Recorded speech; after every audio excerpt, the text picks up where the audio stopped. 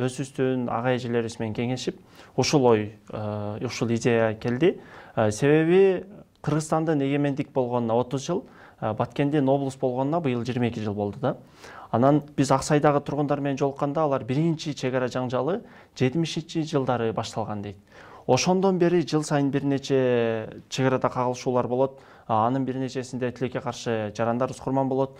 Бийлик өкүлдөрү барат дагы убадаларды берип кетип калат, элди үмүттөндүрүп, жыйынтыгында же убададан дайын жок, же берген кишиден дайын жок болот.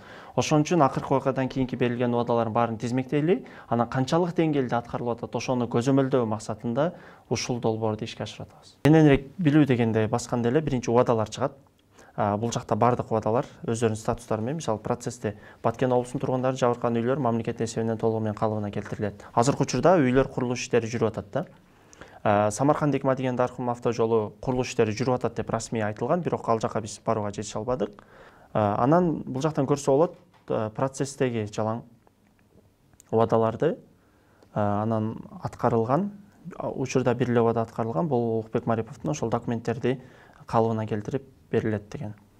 Андан кийин жаңылыктарда биз ошол бул жакта убадаларды көрбөй турган болсок, бул жакта кененирээк ичинде кайсы жерде кандай учурда берилген, ошол боюнча кетет. Мисалы, Садыр Жапаров Тажикстанга жакында экинчи ирет барат экен, 16-сентябрда.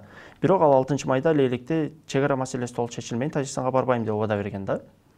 Андан көп өтпөй 28-29-июнда барып келди. Бул жакта шилтемелер баарында бар. Мисалы, барып келгени тууралуу, барбайм деп айткан тууралуу кирип, булактар боюнча биринчи булактардан көрсө болот.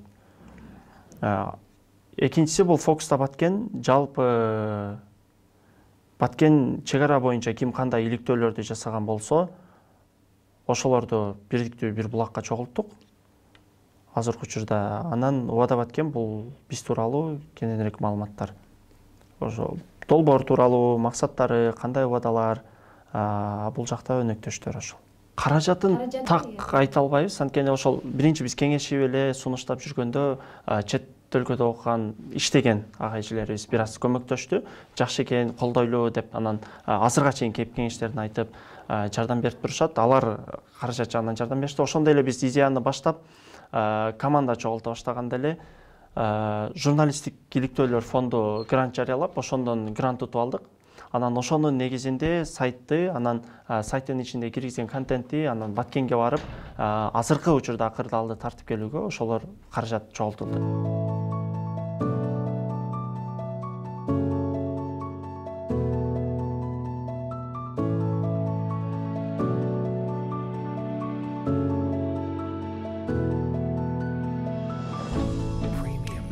Premium.